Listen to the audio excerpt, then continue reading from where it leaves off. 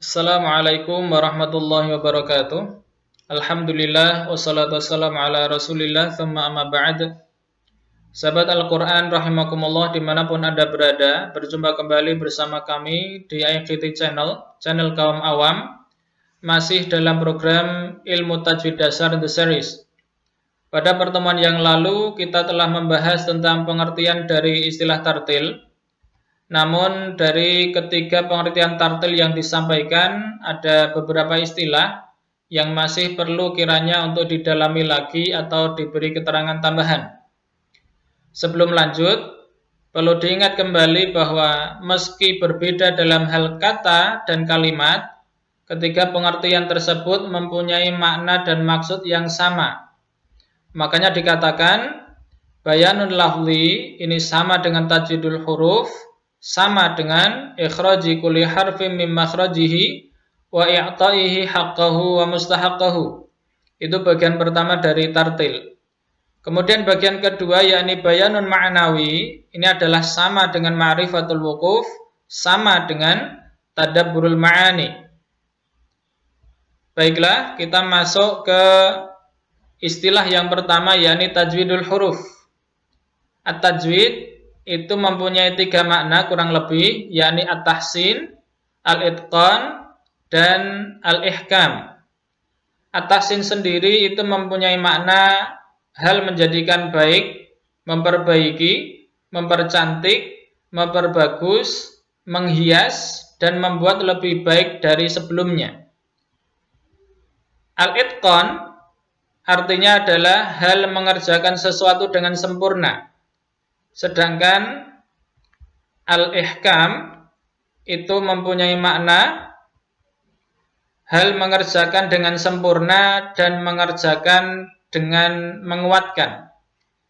Sehingga dari sini kita tahu bahwasannya kata tajwid itu mengandung unsur memperbaiki, menyempurnakan, menguatkan, membaguskan, dan menghias atau memperindah. Sedangkan al-huruf itu adalah bentuk jamak dari al-harf, huruf.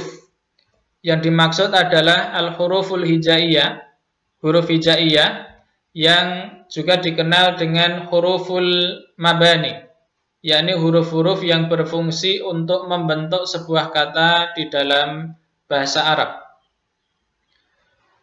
Kemudian yang perlu kami tekankan di sini adalah bahwa makna dari tajwidul huruf yang kami sampaikan ini adalah sudah mencakup seluruh pengucapan huruf di semua hukum bacaan Al-Quran, seperti idhar, idgham, ikhfa, iqlab, mad, dan seterusnya.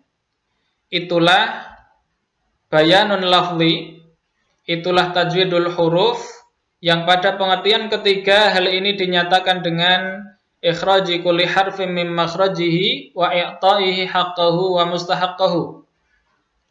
Mengeluarkan setiap huruf dari makhrajnya dan menunaikan hak huruf dan mustahaknya.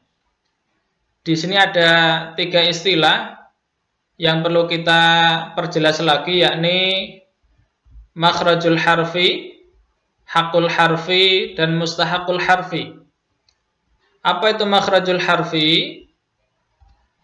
Makhrajun itu artinya tempat keluar dari kata kharaja yakhruju khurujan. Makhrajul harfi adalah tempat keluarnya suatu huruf tertentu ketika diucapkan. Hakul harfi adalah cara ucap yang wajib ditunaikan ketika mengucapkan sebuah huruf. Sedangkan mustahakul harfi pengertian singkatnya adalah cara ucap penyempurna. Ketiga istilah ini, baik makhrajul harfi, hakul harfi, maupun mustahakul harfi, insyaallah akan kita perdalam lagi di dalam bab yang tersendiri, yakni babu makharijil huruf wasifatiha. Selanjutnya adalah terkait dengan bagian kedua dari mana tartil, yakni bayanun ma'nawi atau ma'rifatul wuquf atau tadabburul ma'ani. Ketiga istilah ini sudah pernah kami sampaikan adalah terkait dengan pemaknaan apa yang kita baca dari Al-Quran. Tapi mungkin ada yang bertanya-tanya, bagaimana bisa ma'rifatul wuquf itu dikaitkan dengan pemaknaan? Baiklah, sahabat Al-Quran, rahimakumullah, mari coba kita bandingkan dua kalimat bahasa Indonesia yang sederhana ini. Yang pertama adalah kakak saya mencuri.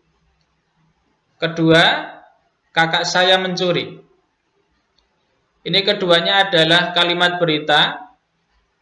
Keduanya mempunyai kata-kata yang sama, akan tetapi maknanya ternyata berbeda, khususnya pada pelaku pencuri, ya, pada pelaku pencurian. Yang pertama, kakak saya mencuri. Ini yang mencuri siapa? Yang mencuri adalah saya.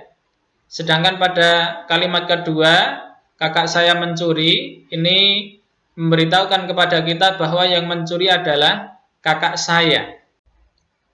Dua kalimat yang sama jenisnya, yakni kalimat berita, kata-katanya pun sama, akan tetapi ternyata berbeda maknanya hanya karena berbeda waktu jeda dalam pengucapan. Sehingga dari sini kita paham bahwasanya wakaf itu mempunyai fungsi untuk menyesuaikan antara perkataan dan makna atau maksud yang dikehendaki dari perkataan tersebut. Selanjutnya adalah istilah tadabburul ma'ani. Tadabbur dalam hal ini adalah tadabbur ayat-ayat Al-Quran. Maknanya adalah memahami apa yang kita baca dari Al-Quran itu, kemudian disertai dengan refleksi kepada diri kita sendiri, dan ada niat untuk mengamalkan. Kurang lebih begitu makna dari tadabburul ma'ani. Dan bagian kedua dari tartil ini insyaallah akan kita bahas di dalam bab yang lumayan panjang dan lebar, yakni babul waqfi wal ibtida'. Ini adalah bab yang tidak kalah pentingnya dari bab yang pertama tadi, yakni tajwidul huruf. Kenapa? Karena kedua-duanya adalah kesatuan yang tidak bisa dipisah-pisahkan. Kenapa? Adalah karena keduanya ini sama-sama dibutuhkan untuk menunaikan makna dari tartilul Quran. Baiklah sahabat Al-Quran rahimakumullah, dari pembahasan yang kita sampaikan di atas, maka kita bisa mengatakan bahwa membaca Al-Quran secara tartil itu adalah membacanya dengan tepat, sekaligus memahami apa yang dibaca, disertai dengan refleksi kepada diri dan niat untuk mengamalkan. Sahabat Al-Quran rahimakumullah, sementara demikian yang bisa kita bahas dan sampaikan pada kesempatan kali ini. Jika ada pertanyaan seputar materi tajwid, silahkan ditulis di kolom komentar. Insyaallah akan kami usahakan untuk dijawab melalui video-video yang selanjutnya. Mudah-mudahan bermanfaat. Kami tutup. Subhanakallahumma bihamdik, asyhadu an la ilaha illa ant, astaghfiruka wa atubu ilaik. Allahumma iyyaka na'budu wa iyyaka nasta'in, fahdina siratal mustaqim. Wa akhiran, assalamualaikum warahmatullahi wabarakatuh.